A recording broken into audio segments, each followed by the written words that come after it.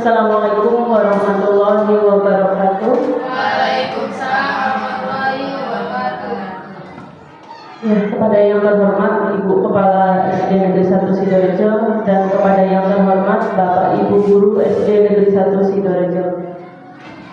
Baiklah, pertama-tama marilah kita panjatkan puji syukur kehadirat Allah Subhanahu wa taala yang telah memberikan kita kesehatan jasmani maupun rohani sehingga kita dapat berkumpul di ruangan ini dalam melaksanakan workshop pengimbasan pembelajaran mendalam dan coding kecerdasan artifisial bagi guru di Satuan Pendidikan SD Negeri 1 Sidoarjo, Kecamatan Bangorjo. Sholawat serta salam tak lupa kita haturkan kepada junjungan Nabi Muhammad Sallallahu Alaihi Wasallam yang kita nantikan syafaatnya di yaumul akhir.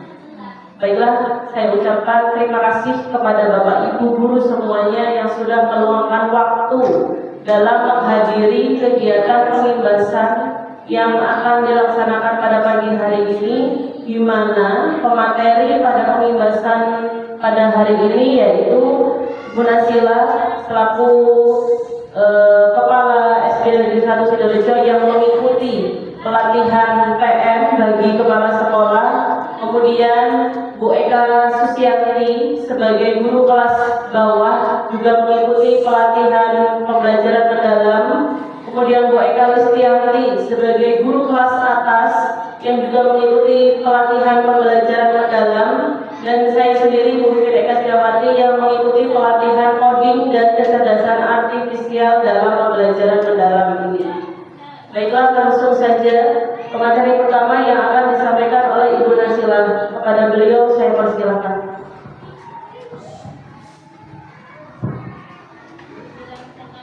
Terima kasih kepada Bu Diti sebagai pembawa acara.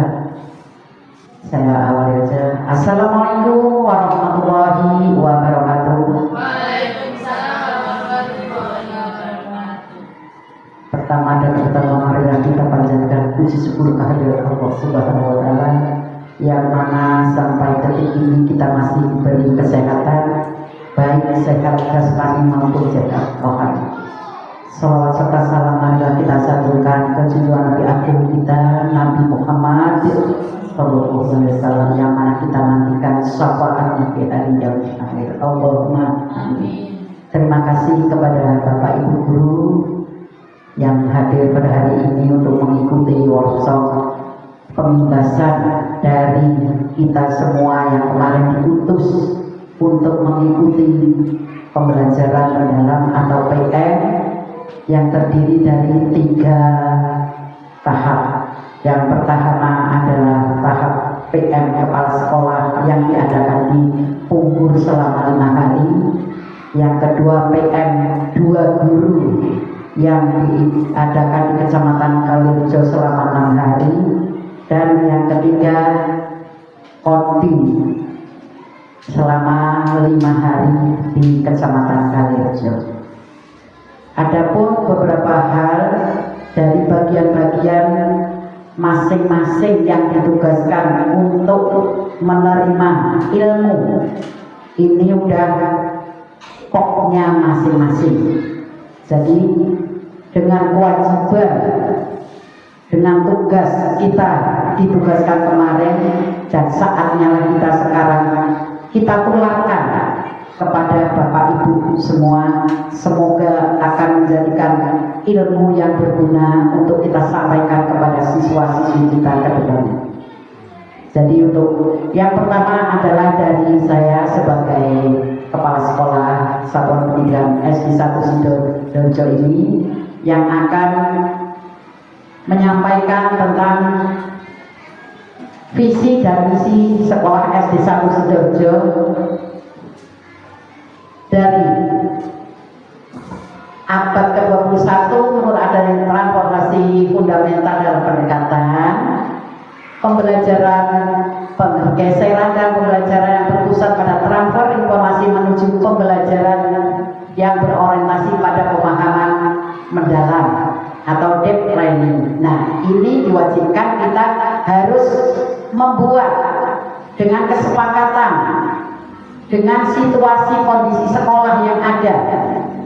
Nah, kita sudah tercetus yaitu visi dan misi SD 1 Sidoarjo.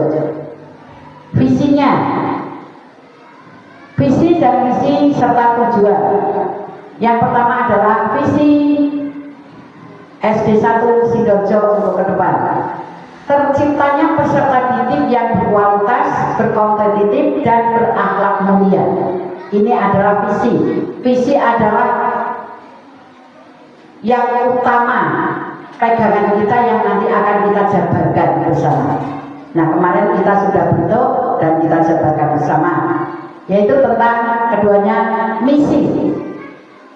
Misi SD 1 Sidoarjo yang pertama adalah mewujudkan sekolah terdepan dalam penguasaan Iptek dan Iptek.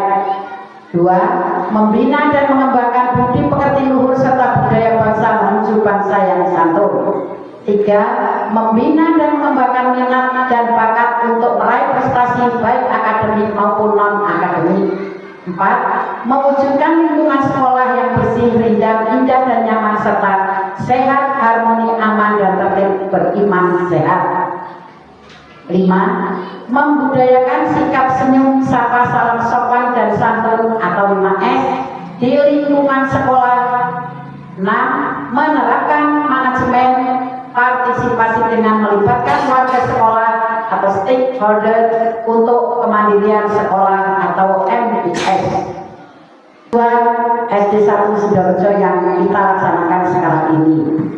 Moga-moga dengan keterlibatan, persatuan dan kesatuan dari semua pihak yang ada di SD 1 Sidoarjo ini akan berjalan dengan lancar sesuai dengan tujuan kita. Amin ya rabbal alamin. Nah, ini adalah hasil visi-misi, dan sekarang saya akan menyampaikan beberapa hal yang kita dapat kemarin dari PM KS di Punggur. Pembelajaran mendalam ada beberapa dimensi. Ini adalah suatu komponen-komponen yang terdapat dalam pembelajaran mendalam. Nah, dari pembelajaran mendalam itu ada beberapa prinsip yang terdiri dari dimensi profil lulusan, prinsip pembelajaran, pengalaman. Assalamualaikum warahmatullahi wabarakatuh. Waalaikumsalam warahmatullahi wabarakatuh. Alhamdulillahirabbil alamin. Wassalatu wassalamu ala asrofil anbiya'i wal mursalin wa ala alihi wa sahbihi ajma'in, amma ba'du. Salam kepada Ibu Bapak Dewan Guru yang saya hormati dan kepala sekolah yang saya hormati. Di sini saya akan menyampaikan hasil pelatihan di selama 6 hari di SD 4 Kalirejo yang insya Allah mudah-mudahan menambah pengalaman kita. Apabila nanti ada hasil baiknya silakan diambil, dan yang tidak baiknya jangan diambil, ya Bapak Ibu. Baik, saya akan mulai. Saya akan menyampaikan tentang pembelajaran mendalam. Bapak Ibu sudah tahu tentang pembelajaran mendalam itu apa ya? Belum. Iya, pendekatan mendalam. Yaitu pembelajaran mendalam itu apa sih yang dimaksud dengan pendekatan mendalam?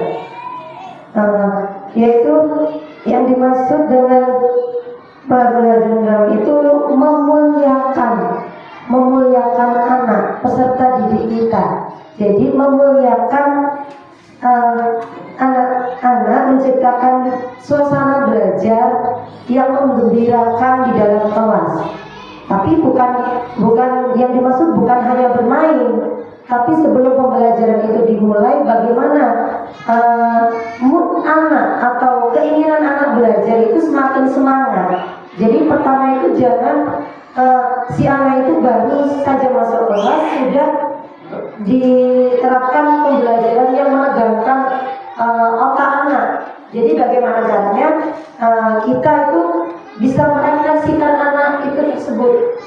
Ya Bapak Ibu, seperti ice breaking dulu atau peregangan dulu kayak gitu ya Bapak Ibu. Jadi jangan membuat anak itu terlalu tegang di dalam kelas, tapi juga jangan terlalu banyak bermain gitu. Tadi sudah kita bahas 8 dimensi kelulusan. Yang selanjutnya yaitu ini sudah lanjut. Ini prinsip pembelajaran mendalam, bermakna, berkesadaran dan menggembirakan. Ya. Bermakna di situ seperti apa Bapak Ibu? Bermakna. Boleh Bu di slide selanjutnya.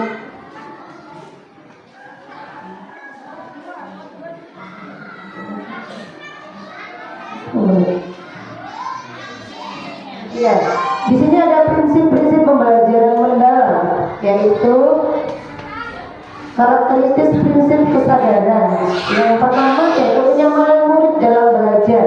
Seperti yang sudah kita bahas tadi di slide yang pertama, yaitu bagaimana cara kita memberikan kenyamanan bagi murid itu dalam belajar di dalam kelas. Yang selanjutnya yaitu fokus, konsentrasi dan perhatian, yang tentunya kesadaran terhadap proses berpikir, yang dari kesempatan murid untuk menentukan pilihan dan memberi alasan atas pilihannya. Jadi kita memberikan kebebasan kepada anak tersebut. Yang selanjutnya itu keterlibatan murid dalam mengembangkan strategi belajarnya. Misalnya terkadang anak-anak itu kan tidak semua anak itu sama dalam menangkap dalam kecerdasan anak tersebut berbeda ya Bapak Ibu. Kadang ada yang pintar, ya semua murid kita itu pintar, cuma kan daya tangkap mereka itu berbeda-beda. Ada yang cepat, ada yang lambat, ada yang sedang, seperti itu. Jadi kita harus paham dalam pencapaian pemikiran anak tersebut. Yang sebenarnya itu keterbukaan terhadap perspektif baru. Yang sebenarnya ingin tahuan terhadap pengetahuan dan pengalaman baru. Jadi setiap kita pembelajaran, misalnya pembelajaran tentang tanaman. Jadi bagaimana caranya agar anak tersebut mengetahui dan nyata kita ajak pembelajaran itu keluar. Jadi tidak hanya di dalam kelas memberitahu Milo, nah kalau tanaman buah ini, tanaman sayur ini buah, daun, akar. Jadi kita bawa langsung keluar, bisa bawa langsung keluar. Kita pegang tanaman tersebut dan kita langsung tunjuk. Ini yang namanya akar, itu tempatnya di bawah, daun itu yang di sini, ranting itu yang ini. Jadi nyata, asli, tidak hanya tidak hanya memberi contoh saja, tapi praktek nyatanya harus. Jadi kita harus mengaplikasikan atau Bapak Ibu, menggabungkan, mengkolaborasikan dengan pembelajaran yang ada di luar. Itu pengalaman. Yang selanjutnya itu pengalaman belajar. Di situ pengalaman belajar yaitu mengaplikasikan, merefleksikan dan memahami. Selanjutnya pengalaman belajar, karakteristik pengalaman belajar memahami. Yang poin A yaitu menghubungkan pengetahuan baru dengan pengetahuan sebelumnya. Yang B menstimulasi proses berpikir murid. Yang C menghubungkan dengan konteks nyata dan atau kehidupan sehari-hari. Yang D memberikan kebebasan eksploratif dan kolaboratif. Yang selanjutnya pengalaman belajar. Karakteristik pengalaman belajar mengaplikasikan, menghubungkan konsep yang dipelajari dengan ide baru, menerapkan pengetahuan ke dalam situasi nyata atau bidang lain, mengembangkan pemahaman dengan eksplorasi lebih lanjut, berpikir kritis dan mencari solusi inovatif berdasarkan pengetahuan Assalamualaikum warahmatullahi wabarakatuh. Waalaikumsalam warahmatullahi wabarakatuh. Kepada Bapak Ibu Dewan Guru SD 1 Sidoarjo yang saya hormati, hari ini saya akan menyampaikan penindasan pembelajaran mendalam yang saya dapatkan dari Kalirejo selama 6 hari, yaitu perencanaan pembelajaran mendalam. Perencanaan pembelajaran mendalam itu yaitu merupakan membuat model pembelajaran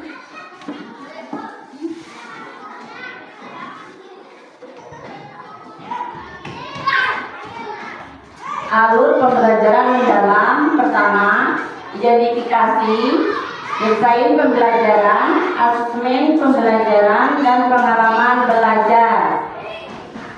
Identifikasi, mengidentifikasi kesiapan murid. Pertama, yaitu kita menanyakan apakah murid-murid sudah siap untuk mengikuti pelajaran yang akan kita sampaikan di hari ini. Selanjutnya,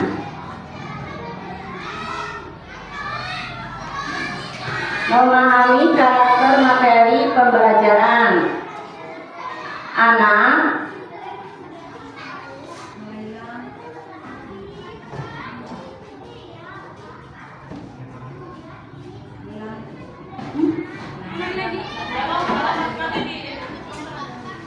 memahami karakter materi pembelajaran, menentukan dimensi kelulusan, yaitu 8 profil kelulusan. Pertama, keimanan, ketakwaan terhadap Tuhan Yang Maha Esa, kewarganegaraan, kreativitas, kemandirian, komunikasi, kesehatan, kolaborasi, dan penalaran kritis.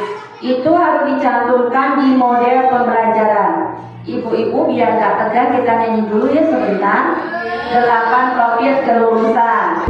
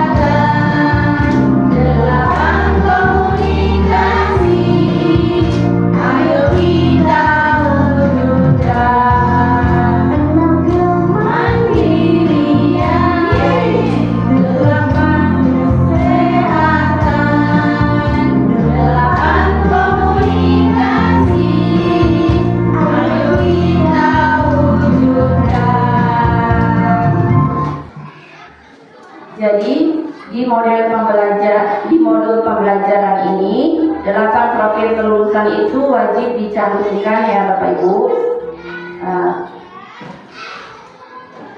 Desain pembelajaran, ada beberapa komponen yang harus ditentukan untuk membuat desain pembelajaran, yaitu 1. Capaian pembelajaran CP yang sudah terbit, sekarang CP yang terbaru. Yang kedua, topik pembelajaran yang akan kita buat itu misalnya pembelajaran IPAS, integrasi lintas disiplin ilmu. Itu bisa dikolaborasi dengan pembelajaran, misalnya pembelajaran IPAS bisa dikolaborasi dengan pembelajaran seni rupa. Tujuan pembelajaran, kerangka pembelajaran yang meliputi lingkungan pembelajaran, pemanfaatan digital kemitraan pembelajaran, dan Assalamualaikum warahmatullahi wabarakatuh. Waalaikumsalam warahmatullahi wabarakatuh. Baik Bapak Ibu, langsung saja saya melanjutkan dalam penyampaian pengimbasan pembelajaran mendalam dan coding kecerdasan artifisial bagi guru di Satuan Pendidikan SD Negeri 1 Sidoarjo pada hari Jumat tanggal 22 Agustus tahun 2025. Ya, di mana saya melaksanakan pelatihan ini dimulai dari tanggal 16 Juli sampai 19 Juli itu dalam proses in 1, lalu on 1 dilaksanakan kemarin hari Sabtu tanggal 19 Agustus. Ya, kemudian di sini yang dapat saya berikan dalam pengalaman saya ya dalam pelatihan kemarin, banyak hal-hal baru yang saya dapatkan. Kemungkinan di sini juga saya berpikirnya Bapak Ibu sebenarnya juga sudah kenal, hanya saja mungkin belum paham. Oh, ternyata ini yang termasuk ke dalam AI gitu kan ya. Sebenarnya sudah kita gunakan dalam kehidupan sehari-hari. Contohnya seperti kita memanfaatkan YouTube. YouTube itu kan salah satu AI. Kemudian kita menggunakan Google Assistant untuk mencari materi apa. Nah, itu salah satu AI. Kemudian kita menggunakan WhatsApp. WhatsApp itu juga salah satu dari AI, yaitu dari Meta. Nah, kita kalau buka WhatsApp, di dalamnya kan ada Meta. Nah, itu adalah salah satu AI. Sebenarnya tanpa kita sadari kita sudah memanfaatkan semua itu. Cuma kan kita belum tahu apa sih itu AI, ya kan begitu. Nah, di sini yang akan saya sampaikan terkait dalam pendidikan, ya, bukan dalam kehidupan sehari-hari, ya, walaupun kita memanfaatkan AI itu dalam kehidupan sehari-hari. Ya, dimana di sini saya akan menyampaikan terlebih dahulu tentang PK konsep, ya, yaitu coding dan kecerdasan artifisial. Jadi coding dan kecerdasan artifisial itu tolong jangan dipisah, karena kalau dipisah akan memberikan pengertian yang berbeda. Jadi untuk anak SD ini dalam mengucapkan kata coding dan kecerdasan artifisial itu digabung. Jangan ya kita belajar coding. Nah, nanti coding di sini udah beda arti. Kita coding itu pengertiannya luas. Nah, untuk anak SD itu pengertiannya hanya yang sempit saja. Nah, kemudian di sini ada coding dan kecerdasan artifisial, ya Bapak Ibu bisa lihat, di mana coding ini termasuk di dalamnya yaitu bahasa pemrograman, algoritma, pengembangan perangkat lunak dan debugging. Ya, kemudian untuk kecerdasan artifisialnya di sini ada pembelajaran mesin, pemrosesan bahasa alami serta jaringan saraf tiruan. Ini adalah peta konsep pada coding dan kecerdasan artifisial. Kemudian yang selanjutnya, nah, integrasi pembelajaran coding dan kecerdasan artifisial atau KA dalam pendidikan, ya, itu mendukung pembangunan nasional dalam peningkatan sumber daya manusia yang berkualitas. Pembelajaran ini mengasah keterampilan abad ke-21 seperti berpikir kritis, kreativitas, dan kemampuan pemecahan masalah yang sejalan dengan upaya meningkatkan daya saing di tingkat global. Nah, lalu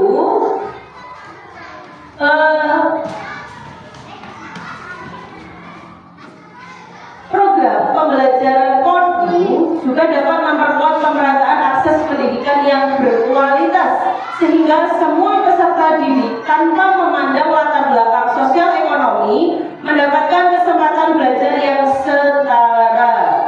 Nah, kemudian pembelajaran coding dan kecerdasan artifisial dalam sistem pendidikan nasional itu diharapkan melahirkan generasi mendatang yang dapat menciptakan solusi inovatif untuk tantangan nasional, mendorong kesejahteraan sosial ekonomi, serta memperkuat posisi Indonesia sebagai negara yang inovatif di kancah global. Pembelajaran coding dan KA di sekolah dasar ini menjadi mata pelajaran pilihan, bukan menjadi mata pelajaran